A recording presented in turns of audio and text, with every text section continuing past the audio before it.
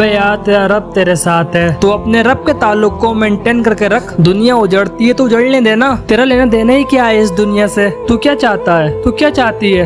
ये दुनिया तुझे फूलों के सेहरे पहनाए? नहीं, चल आपस की बात है, मुझे बता तो सही, तू आखिर चाहता क्या है? तू ये चाहता है कि तेरे लव अफेयर्स जो हैं वो सक्सेसफुल हो जाए? तू ये चाहता है कि तेरे हाथ के नीचे अच्छी खासी दौलत जमा हो जाए, वो भी बगैर मेहनत के? कि जिन लोगों के साथ तू उठे बैठे वो लॉयल हो, वो सिंसेयर हो, वो रियल हो, तेरा ख्याल करें, तेरा एहसास करें। हाँ, जब ऐसी दुनिया बन जाएगी तुम्हारी, तब जाके तुम कहोगे अब सुख का सांस आया। अरे पागल, जाओ बादशाहों के दर पे और बादशाहों से ये सवाल करो कि ओ बादशाह, तेरी बादशाही तुझे सुकून दे रही है? तो बादशाह तुझे कहेगा मेरी जगह 2 दिन बैठ के देख, मेरे काम संभाल कर देख। मेरे पास तो इतना टाइम नहीं है कि मैं सुकून से सो जाऊं। तो यार दफा करो इन चीजों को, जो है उसमें खुश रहना छोड़ दिया हमने, जो नहीं है उसके चक्करों में। तो अगर अल्लाह रब्बुल इज्जत तुम लोगों को इतना अंडरस्टैंड कर रहा है, तो फिर क्या रीजन है तुम्हारे पास कि तुम उसकी इबादत नहीं कर रहे? क्या रीजन है तुम्हारे पास कि तुम उसकी इबादत नहीं कर रहे? ये तो तुम्हारा पहला जुर्म है।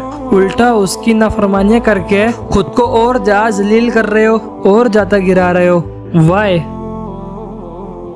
और अगर कर रहे हो तो मुझे बताओ कि तुमने क्या सोचा हुआ है कि तुम इसे कब तक करोगे? साल, 2 साल के बाद, 3 साल के बाद? या अभी तक सोचे ही नहीं है? या उन बेवकूफों जाहिलों की तरह हो कि जो मकसद से हटकर जिंदगी गुजारते चले जाते हैं और जिंदगी उनके हाथ से निकल जाती है। हत्ता ज़रूरतुम अल मुकाबिर, वो वक्त आ जाता है कि उनको कब्रिस्तान ले जाया जाता है और उन्हें उनको गुनाहों के साथ दफन कर दिया जाता है, उन्हें उनकी बेहयाइयों के साथ दफन कर दिया जाता है। कयामत के दिन जो जालिम लोग होंगे ना, वो अंधेरों में उठाए जाएंगे। अल्लाह सख्ती से इनसे हिसाब किताब करेगा, जिन्होंने लोगों की जिंदगी तंग की, जिनकी वजह से लोगों की दुनिया और आखिरत बिगड़ी। यहाँ आकर वो पकड़े नहीं गए, यहाँ आकर उनसे किसी ने पूछा नहीं, किसी कानून के हाथ उन तक पहुँचे नहीं, तो वो ये नहीं समझे कि हम बच गए।